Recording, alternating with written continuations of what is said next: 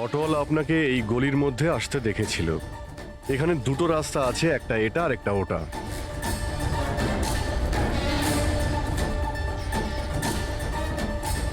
কিছু মনে পড়ছে আপনার কোথায় গিয়েছিলেন?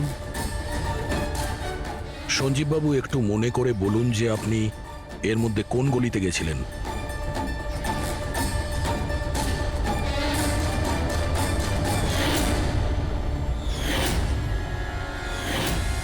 একটা পাখির মতো দেখতে মূর্তি ছিল। চলো আমরা এখান থেকে শুরু করি। সামনে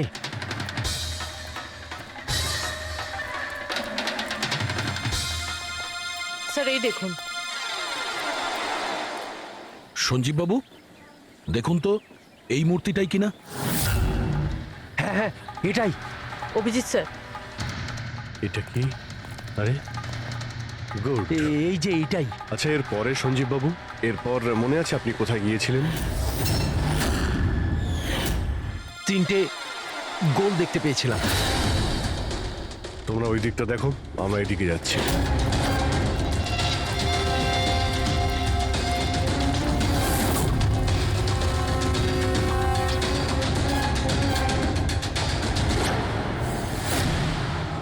স্যার,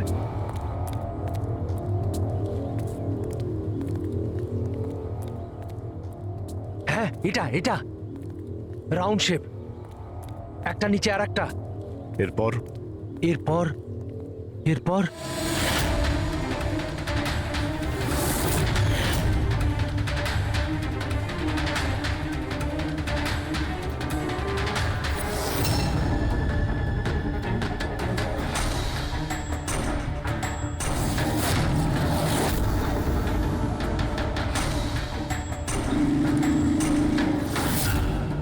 এদিকে এদিকে, এই যে। সাবধানে।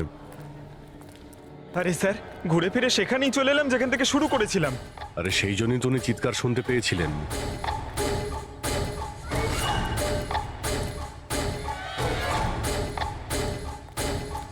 স্যার, এই জায়গাটা একেবারে জনবসতির মাঝখানে, তাহলে গুলি চলার আওয়াজ কেউ শুনতে পাইনি কেন? কারণ গানে সাইলেন্সার লাগানো ছিল।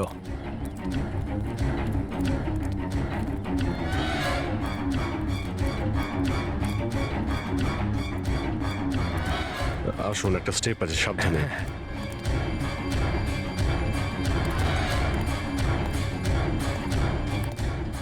না না, ঠিক আছে।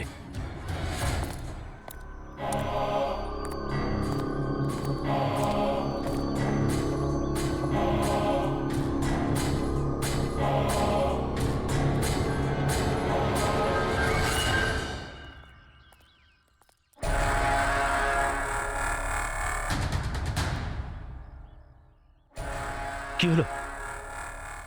আপনারা দাঁড়িয়ে পড়লেন কেন? কি আছে? লাশ পেলেন? সঞ্জীব বাবু, আপনি বলেছিলেন গুলিটা কোনো মেয়ের লেগেছিল। হ্যাঁ হ্যাঁ, মেয়ের গায়ে লেগেছিল। আমি তাকে ছুঁয়ে দেখেছিলাম। ওর গুলি লেগেছিল, রক্ত বেরোচ্ছিল। কেন বলুন, কি হয়েছে? লাশ এখানে আছে, কিন্তু কোনো মেয়ের নয়, কোনো ছেলের। কি?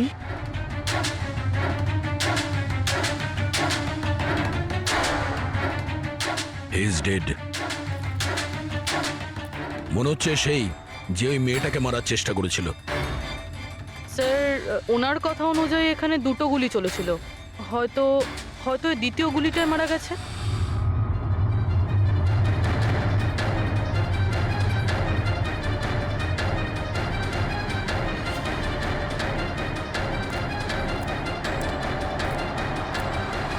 স্যার, স্যার এখানেও তো রক্ত পড়ে আছে। ওটা যদি ওর রক্ত না হয় তাহলে ওই মেয়েটার হতে পারে। গুলি তো ওর এখানেই লেগেছিল স্যার। যদি মেয়েটার এখানে গুলি লাগে তো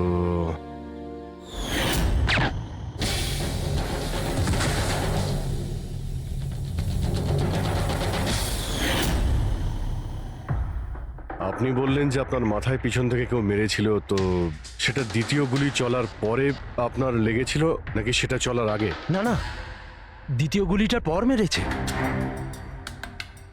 স্যার কি হচ্ছে এসব? কিছু বুঝতেই পারছি না।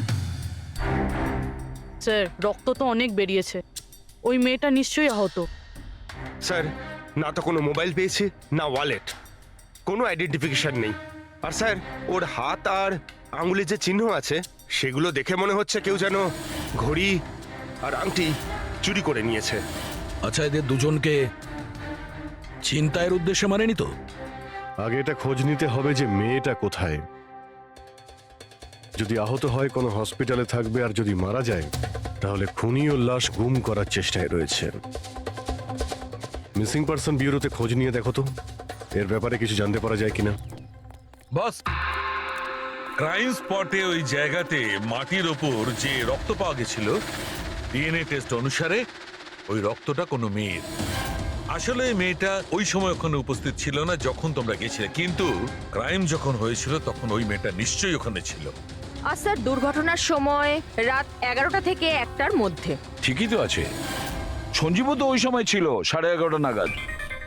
হ্যাঁ স্যার, আর সঞ্জীব বাবুকে অজ্ঞান অবস্থায় সেখানে রেখে দেয় যেখান থেকে আমরা ওনাকে পাই। আরো একটা কথা স্যার, দুটো গুলি চলেছিল, মেয়েটার গুলি লেগেছিল আর ও ওখানেই অজ্ঞান হয়ে পড়ে গেছিল সঞ্জীব বাবুর কাছেই। তারপরে স্যার দ্বিতীয় গুলিটা করা হয়েছিল যেটা ছেলেটার লেগেছিল। তার মানে সঞ্জীব বাবু ছাড়াও ওখানে আর কেউ ছিল যে ওই আহত মেয়েটাকে ওখান থেকে নিয়ে গিয়েছিল আর সঞ্জীব বাবুকে ওই ফুটপাতে ফেলে গেছিল। স্যার, আমি আশেপাশের এলাকায় খোঁজ নিয়েছি, ওখানে কেউই কোনো ছেলে এবং মেয়েকে আসতে বা কোনো আহত মেয়েকে ওখান থেকে যেতে দেখেনি। আচ্ছা, সালুকে একটা কথা বলো, যদি খুনি সঞ্জীবকে ক্রাইম সিন থেকে তুলে নিয়ে গিয়ে ওখানে যেখানে আমরা ওকে পাই, তাহলে হতে পারে ওই লোকটার কোনো ট্রেসেস সঞ্জীবের পোশাকে আছে। খোঁজ নিতে পারবে কে ছিল সে? অবশ্যই খোঁজ দিতে পারবো। তাহলে খোঁজ নাও।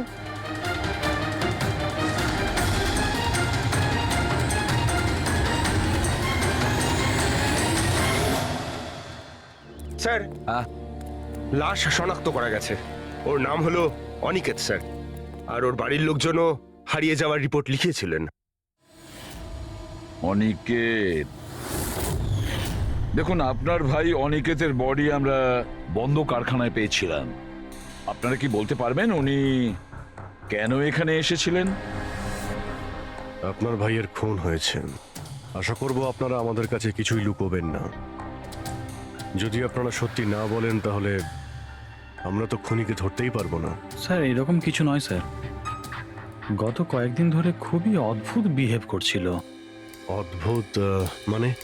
প্রায় বাইরে থাকতো স্যার, সারাদিন।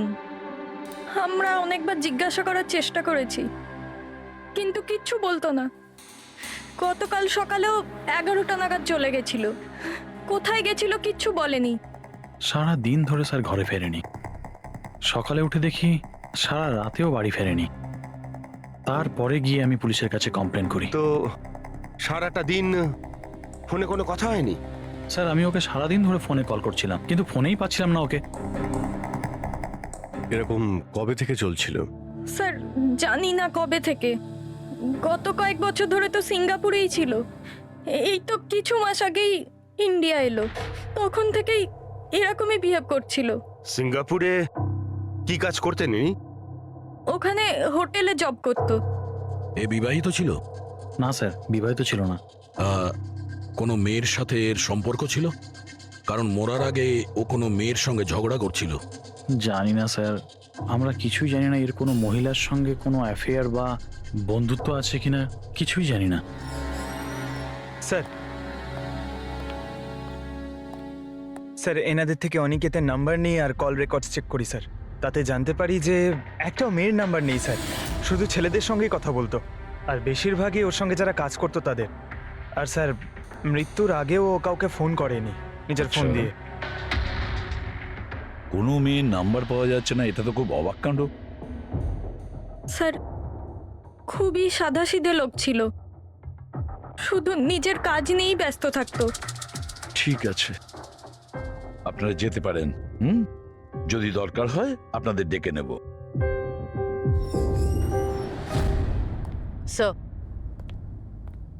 স্যার, কালকে কারখানায় যাওয়ার আগে এই অনিকেত সারাদিন একই জায়গায় ছিল।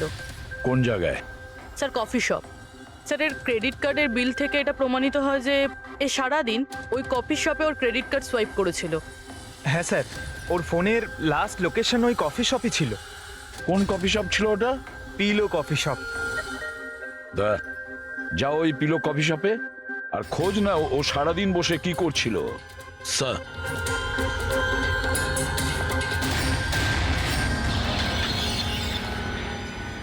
বস, কি খবর নিয়ে এসেছো? এমন খবর এনেছি যেটা আমাদের কাছে খুব জরুরি।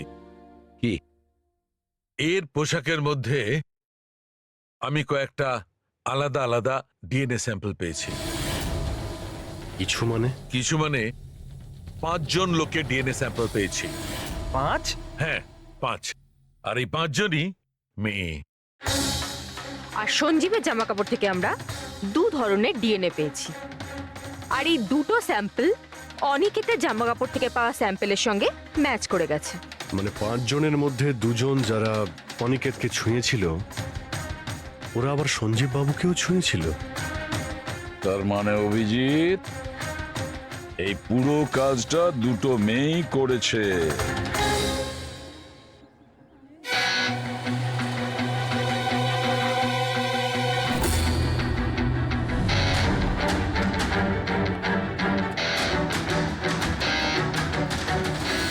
আচ্ছা, এই ছবিটা দেখুন, আপনি একে চেনেন? কালে সারাদিন এখানে আপনার ক্যাফেতেই ছিল। হ্যাঁ স্যার, এ কালকে সারাটা দিন এখানেই ছিল, আর রাতে এই ধরুন 10:30 আশেপাশে এখান থেকে বেরিয়েছিল। এ একা ছিল নাকি এর সাথে আরো কেউ ছিল? নিতু, এদিকে একটু এসো। এই ফটোটা একটু দেখো, এ কালকে এখানেই ছিল না? এনাদেরকে এটা বলো যে এ কালকে একা ছিল না, কারোর সাথে ছিল। ইনি তো অনিকেত। ইনি কখনো একা আসতেন না, সবসময় ভিড় নিয়ে আসতেন। মহিলা আর মেয়েদের ভিড়। আর শুধু কালই নয়, ইনি আমাদের রেগুলার কাস্টমার, প্রায়ই এখানে আসেন। আচ্ছা, ও রোজ একই মেয়ের সাথে আসতো না আলাদা আলাদা? আলাদা আলাদা আসতো স্যার, আর দিনে কম করে 3 থেকে 4 জন। খুবই পাকা খেলোয়াড় ছিলেন ইনি। একবার তো আমি ওনাকে জিজ্ঞাসাও করেছিলাম যে এতগুলো মেয়ের সাথে বন্ধুত্বটা হলো কি করে। তো উনি আমাকে বলেছিলেন যে ওনার মোবাইলে একটা অ্যাপ আছে।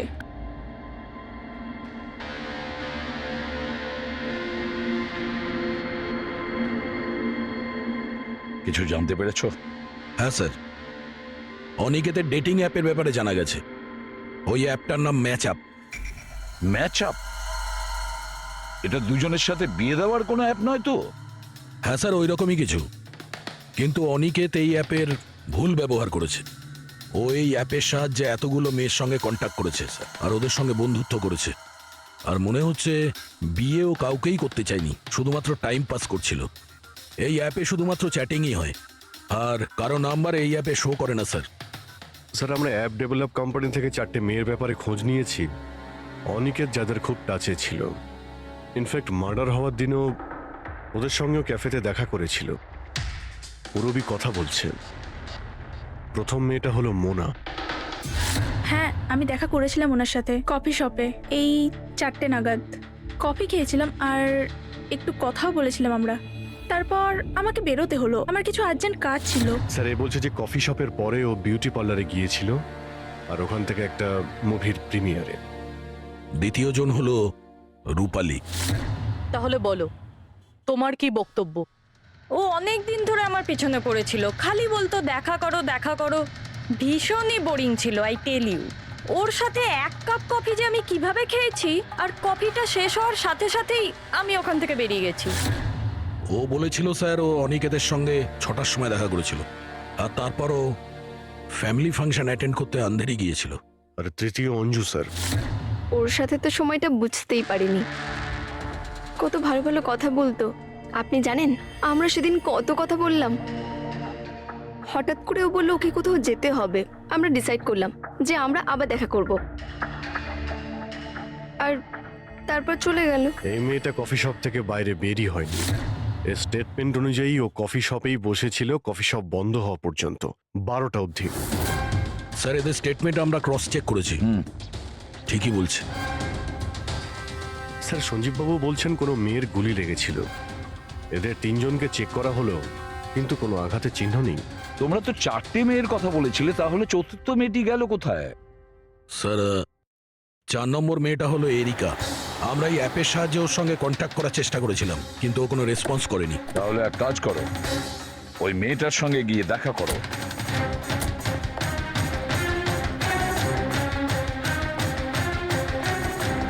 রজত, তাড়াতাড়ি রেডি হও। আর কত সময় নেবে? এতটা সময় তো মেয়েরাও নেয় না। আসছি বাবা, জাস্ট 2 মিনিট। এক্সকিউজ মি, হ্যাঁ বলুন, কাকে চাই? এরিকা। হ্যাঁ আমি, কিন্তু আপনারা? সিআইডি। সিআইডি? এসব কি? হ্যাঁ, কি হয়েছে স্যার? স্যার কোনো প্রবলেম হয়েছে? আপনাকে আমরা মেসেজও করেছিলাম ম্যাচ আপ অ্যাপ থেকে। আপনাকে সিআইডি ব্যুরোতে আসতে বলেছিলাম, আপনি আসেননি, তো আমাদের আসতে হলো। Match up app? এটা কি? Dating app. Dating app? তুমি এই ডেটিং অ্যাপে কি করছো? হ্যাঁ, শোনো, ওনাদের কোনো ভুল হচ্ছে, আমি কোনো ডেটিং অ্যাপে নেই। সেটা কিভাবে হতে পারে? আপনার প্রোফাইল আছে, আপনার ডিসপ্লে পিকচার রয়েছে। শুনুন, আমি একজন বিবাহিতা, আমি কোনো ম্যারেজ সাইট বা ডেটিং অ্যাপে নেই। ইনি আমার হাজব্যান্ড রজত, আর আমি ওনার সাথে বিয়ে করে খুব হ্যাপি। আমার এসব করার কোনো প্রয়োজন নেই। ম্যাডাম, আপনি যদি সত্যি বলেন তাহলে এটা কি? আপনার প্রোফাইলে এই ডেটিং অ্যাপে কি করে? দেখুন, আমি সত্যি বলছি, আমি জানি না এটা কি। আমি এরকম কোনো প্রোফাইলই বানাইনি। তো আপনি এটা বলতে চাইছেন যে আপনার নামে কেউ ফেক আইডি বানিয়েছে? হুম, আচ্ছা, আপনি কোনো অনিকেত নামে কাউকে চেনেন? অনিকেত? এই লোকটা। না স্যার, আমি একে চিনি না। স্যার, কি করছেন আপনারা? কেন আমাদেরকে ডেকেছেন?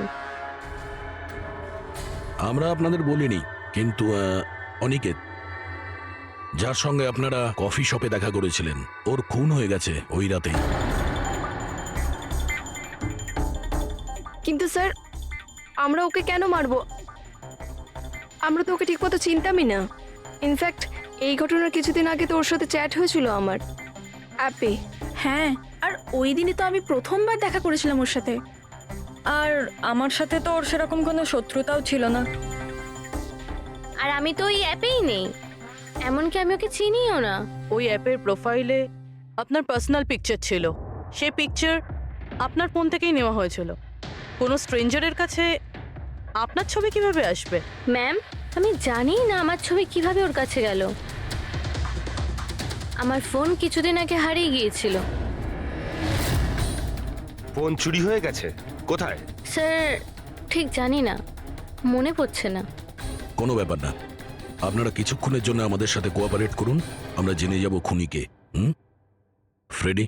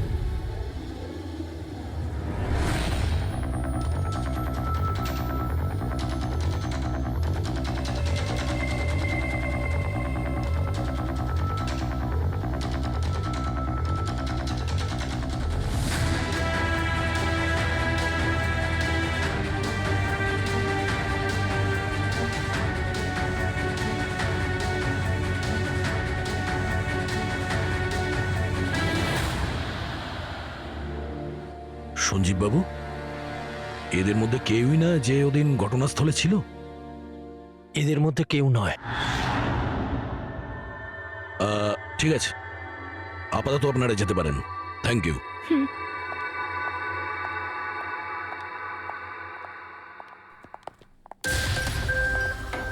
না স্যার, এদের মধ্যে তো কেউ না। স্যার, বাকি 3 জনের মতন ওরও কোনো চোট নেই, কিন্তু কিন্তু ওই মেয়েটা ওই মেয়েটার আঘাত ছিল, চলার অবস্থাই ছিল না।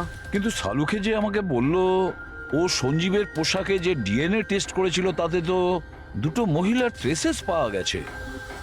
ঠিক আছে, কিন্তু একজন আহত হতে পারে, আরেকজন সেও তো ওই চারজনের মধ্যে একজন হতে পারে। স্যার, এই চারজনের জল খাওয়ার গ্লাসগুলো ফরেন্সিকে পাঠিয়ে দিয়েছি, রিপোর্ট আসবে। স্যার, হ্যাঁ, স্যার ওই দুটো মেয়ের ডিএনএ এই চারজনের সঙ্গে ম্যাচ করেনি। কি ম্যাচ হচ্ছে না? তাহলে মেয়ে দুটোকে পাবো কি করে? এক মিনিট। কি হলো সঞ্জীব?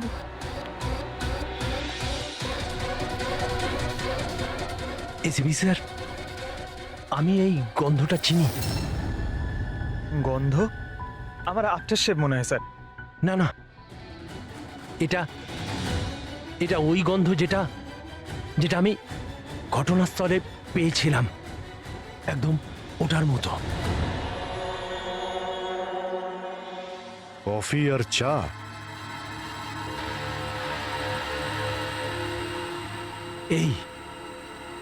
এই গন্ধটা ঘটনাস্থলে, এই গন্ধটাই ছিল।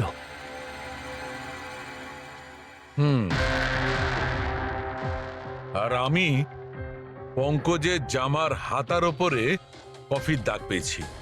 হ্যাঁ স্যার, ওই সকালে কফি বানাচ্ছিলাম না, তাই একটু পড়ে গেছিল।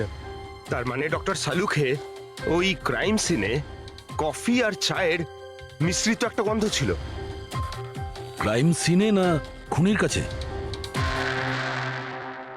চা আর কফির মিশ্রিত কোনো স্মেল তখনই আসে যখন সে বারবার চা আর কফি বানায়, যেমন কোনো কুক বা কেউ কফি শপে কাজ করলে, যেমন পিলো কফিতে।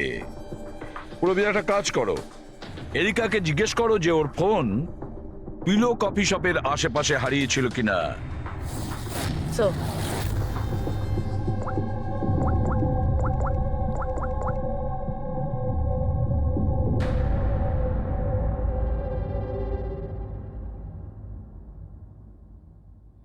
স্যার, হ্যাঁ, স্যার ওনার ফোন ওখানেই হারিয়েছিল, ওই কফি শপে।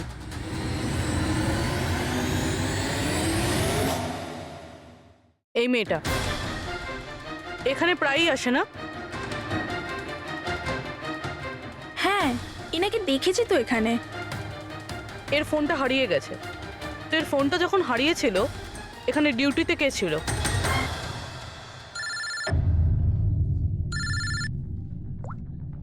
হ্যালো, হ্যাঁ ফ্রেডি। ও গুড, ঠিক আছে, আমরা এক্ষুনি ওখানে পৌঁছচ্ছি। পুরবি, স্যার, ফ্রেডির ফোন ছিল, ওই হসপিটালটার খোঁজ পাওয়া গেছে যেখানে ওই আহত মেয়েটা ভর্তি আছে। স্যার ওই মহিলাই যে অনিকেতের খুন করেছিল? হ্যাঁ, ওই মেয়েটা।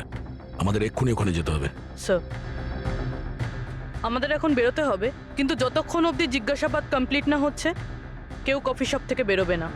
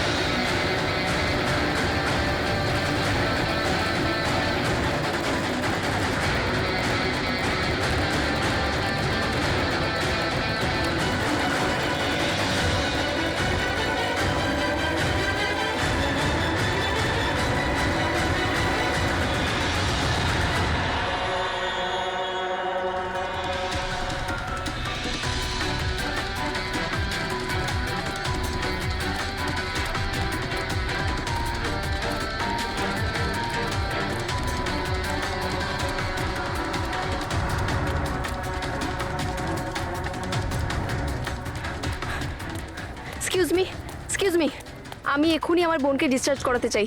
আপনি এক্ষুনি ডিসচার্জ পেপার তৈরি করুন তাড়াতাড়ি। ডিসচার্জ? কিন্তু উনি তো এখনো কোমায়। দেখুন আমার এসব জেনে কোনো কাজ নেই, আমাদের এক্ষুনি এখান থেকে বেরোতে হবে। আপনি তাড়াতাড়ি করুন প্লিজ। এভাবে কি করে ডিসচার্জ করে দিই? ওনার প্রাণের থেকেও কি এমন বেশি জরুরি? দেখুন আমার এত তর্ক করার কোনো সময় নেই, আপনি আমার সঙ্গে তর্ক করবেন না। তাড়াতাড়ি করুন প্লিজ, যেটা বললাম সেটা করুন।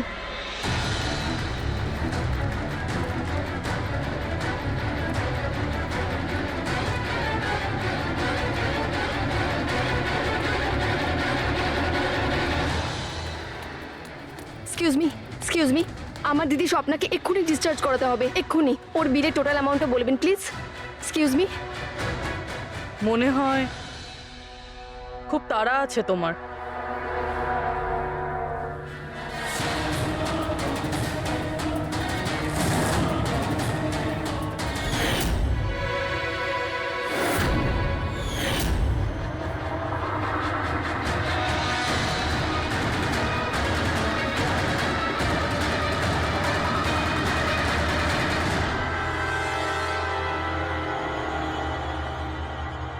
ক্যাফেতে ওই ফোন কলটা, ওটা আমাদেরই প্ল্যান ছিল।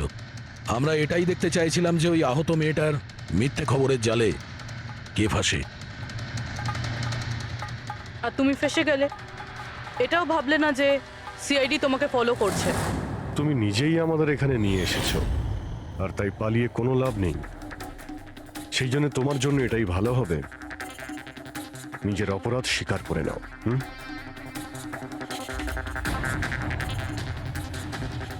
অনিকেত আমার দিদিকে জীবন্ত অবস্থাতে মেরে ফেলেছিল। ওদের সিঙ্গাপুরে দেখা হয়েছিল, আর ওখানেই আমার দিদিকে বিয়ের মিথ্যে প্রতিশ্রুতি দিয়েছিল। ওরা এঙ্গেজমেন্টও করে নেয়, আর তারপরে বিয়ের কথা বললেই ও এড়িয়েই যেত। আমার দিদি যখনই বিয়ের ডেট ফিক্স করার কোনো কথা তুলতো, তখন সবসময় কোনো না কোনো অজুহাত দিতে শুরু করতো। আর এই ধরুন 6 মাস আগে ও বলল যে ওর মা নাকি খুব অসুস্থ, আর ওর মায়ের চিকিৎসার জন্য টাকার দরকার। আর আমার দিদি নিজের জীবনের সব সেভিংসটা দিয়ে দিয়েছিল। আর ও বলল যে ও সিঙ্গাপুর থেকে ফিরে এসেই আমার দিদিকে বিয়ে করবে। আর টাকা পয়সা নিয়ে অনিকেত সিঙ্গাপুর থেকে মুম্বাই আসে। হ্যাঁ, স্বপ্ন ওর অপেক্ষা করতে থাকলো, আর সেটাও পুরো 3 মাস ধরে। তারপরে একদিন আমি দেখলাম যে ও মুম্বাইয়ের ওই ক্যাফেতে ছিল, তাও আবার অন্য মেয়েদের সাথে। তার মানে ও স্বপ্নাকে বিয়ে করতেই চায়নি। না, ও স্বপ্নাকে ঠকাচ্ছিল। ও স্বপ্নার ইনকাম করা টাকা অন্য মেয়েদের পেছনে ওড়াচ্ছিল। আর আর ওর মাও কিন্তু অসুস্থ ছিল না, কারণ ওর তো কোনো মাই ছিল না। ওর মা তো অনেকদিন আগেই মারা গেছিলেন। তাই তুমি প্রতিশোধ নেওয়ার একটা প্ল্যান করলে। স্বপ্না তো আমার কোনো কথা বিশ্বাস করতে চাইতোই না। ওর ভালোবাসায় অন্ধ হয়ে গেছিল। ওর প্রমাণের দরকার ছিল, তাই অনিকেতের সত্যিটা সামনে আনার জন্য আমি এরিকার ফোন চুরি করি, আর ওর নাম দিয়েই আমি ম্যাচআপ অ্যাপে ওর ফেক প্রোফাইল তৈরি করি, আর অনিকেতের সঙ্গে চ্যাটিং করতাম। আর ও ইজিলি আমার ফাঁদে পড়ে যায়। তারপরে আমি ওকে ওই ফ্যাক্টরিতে আসতে বলি, আর তার সাথে স্বপ্নাকেও আসতে বলি, যাতে ও নিজের চোখে সবকিছু দেখতে পাক। কিন্তু ওই দিন যখন আমি ওখানে গেছিলাম, তখন আমি দেখলাম যে এটা কি করছো তুমি? হিসেবটা শেষ করে দিচ্ছি। তুমি আমার সাথে যা করেছো তারই শাস্তি এটা। আমি সব জানি তুমি আমার টাকা কোথায় কোথায় খরচ করেছো, আর কত মেয়ের জীবন তুমি নষ্ট করবে। Aniket please drop the gun. Aniket please, টাকা চাই তোর? তুমি এটা কি করছো? বেরো এখান থেকে, চুপচাপ বেরো এখান থেকে। আরে ছাড়ো ওকে, ছেড়ে দাও। ওকে বললাম না বেরো এখান থেকে।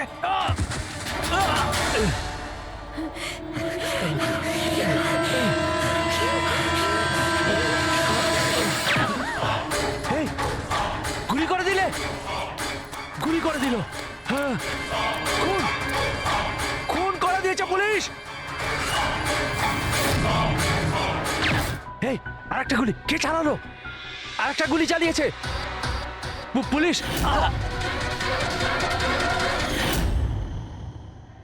তুমি জানো, অনিকেতের লাশ পর্যন্ত আমাদের ওই সঞ্জীব বাবু পৌঁছে দিয়েছিলেন।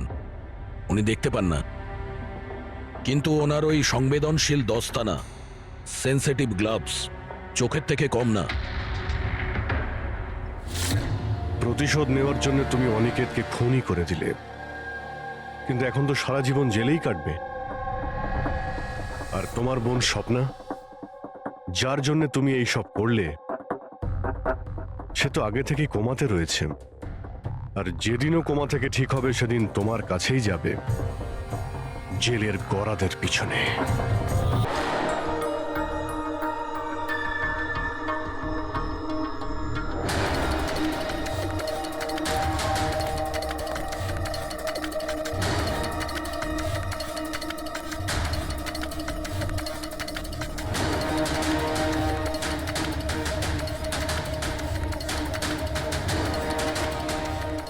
তোকে আজ মেরেই ফেলবো আমি।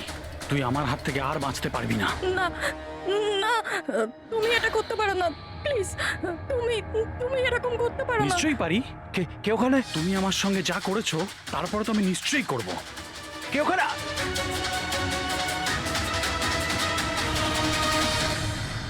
বাঁচাও, বাঁচাও, প্লিজ, প্লিজ হেল্প, বাঁচাও। তুমি এটা করতে পারো না, প্লিজ। কেউ আছো, কেউ আছো, বাঁচাও, please, please help, please, please বাঁচাও। ওখানে কে আছে? প্লিজ হেল্প, হেল্প, কেউ বাঁচাও আমাকে, প্লিজ। কেউ আছো, কেউ আছো, প্লিজ বাঁচাও আমাকে, প্লিজ, হেল্প, কেউ আছো। শোনো, শোনো, প্লিজ, লেগে যাবে আমার। এই কি করছো? এই তোমার হাতে ওটা কি? তুই নিজের কাজ কর। এই দেবো তোকে টাকা। এই, তুমি এটা কি করছো? তোর মতো মেয়েরা না আমার কাছে ছাড়ো শুধু ওকে, টাকাই পাস। ছেড়ে দাও। বললাম না, সর এখান থেকে। গান ছাড়, গান ছাড়, লেগে যাবে বলছি। গান ছাড়, গান ছাড়।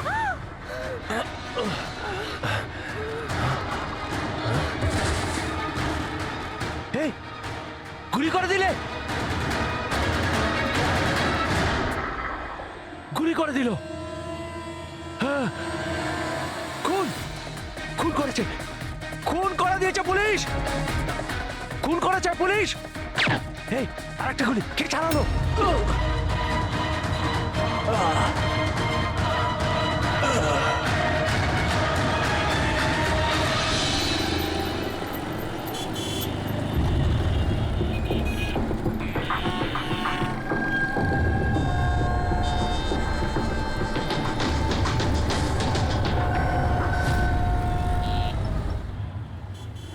মাফ করবেন, খুন আপনি দেখেছেন? কিন্তু আপনি দেখলেন কি করে? বলতে চাইছি যে আপনি তো দেখতে পাই না, তাই তো? হ্যাঁ, ওই আর কি, মানে বলতে চাইছি আপনি দেখলেন কি করে খুন হতে? এইটার সাহায্যে। এটার সাহায্যে? কি এটা? এটা সেন্সর গ্লাভস। এতে সেন্সর ফিট করা আছে, যার থেকে অদৃশ্য তরঙ্গ বেরিয়ে যায়। ওই তরঙ্গের সামনে যা কিছু থাকে ওতে ধাক্কা খেয়ে ওগুলো ফিরে আসে। তাতে আমি জানতে পারি যে আমার সামনে কি হচ্ছে। মানে এক প্রকার এটা আপনার চোখের কাজ করে? হ্যাঁ, আপনি সেটা বলতে পারেন। আরে কিন্তু এটা এটা কি করে হতে পারে? হতে পারে। এক মিনিট, আপনি আপনি একজন মহিলা, আপনি চুল বেঁধে রেখেছেন। স্যার, এটা তো ইনি আন্দাজেই বলছেন। আর আপনি আপনি বেশ গোলগাল দেখতে, হেলদি ইয়াং বয়। এটা তো ভুল বলেননি, দিন দিন তো মোটা হচ্ছ। ওয়েট তো চেক করেছিলাম স্যার, একটু কমও দেখাচ্ছিল। আপনি বলছেন যে এই ডিভাইসের সাহায্যে আপনি দেখেছেন কাউকে খুন হতে? একটা মেয়ের খুন হয়েছে স্যার, তাকে গুলি করা হয়েছে, গুলি। কোথায়? আই মিন এখানেই কাছাকাছি? না, এখানে নয়, এই এই জায়গাটা একটু এবড়ো খেবড়ো। ওটা খুব স্মুথ ছিল, ওখানে সিঁড়িও ছিল না। আচ্ছা, আপনি ওই জায়গা থেকে এখানে কি করে এলেন? জানি না, ঘটনাস্থলে কেউ আমাকে এখানে পিছন থেকে মারলো, আর তারপর আর কিছু জানি না। চোখ খুলে দেখলাম আমি এখানে। সঞ্জীব বাবু, কাল রাতে কি হয়েছিল আপনি আপনি ডিটেলসে বলুন আমাদের। আসলে আমি কাজ থেকে ফিরছিলাম, আর তখন আমার অটোটা একটা সিগন্যালে দাঁড়ায়। হে হে হে, ওদিকে কি, ওদিকে কি কি? আরে ভেতর থেকে তুমি একটা মেয়ের চিৎকার শুনতে পেলে না? মেয়ের চিৎকার? কি বলছেন কি আপনি? ও, বের বললো। কি বলছেনটা কি আরে আপনি? আচ্ছা নাও, এটা তুমি রাখো রাখো। ঘটনাস্থলে আমি যখন পৌঁছলাম তখন দেখলাম যে একটা ছেলে আর একটা মেয়ে ছিল। ছেলেটার হাতে পিস্তল ছিল, গান। দুজনে ঝগড়া করছিল, ধস্তাধস্তি হচ্ছিল। খুন করেছে পুলিশ। এই আরেকটা গুলি। ব্যাস, যখন আমার চোখ খুলল তখন ওই ছেলেগুলো আমার গ্লাভস চুরি করবার চেষ্টা করেছিল আর আমি ওদের ধরে ফেলি।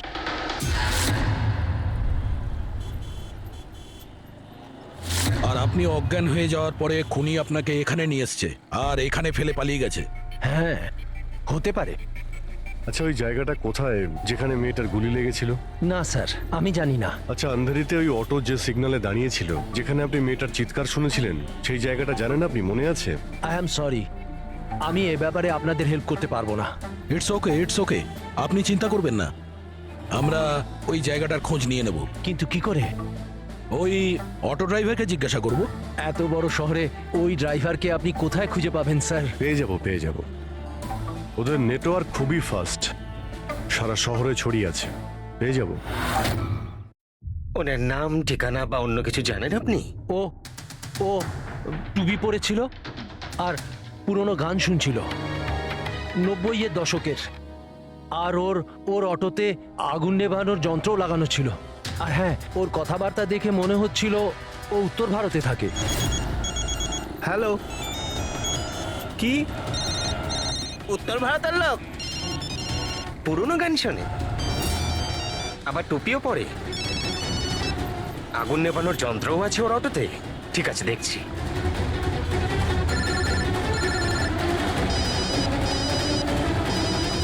Hello hello Raju.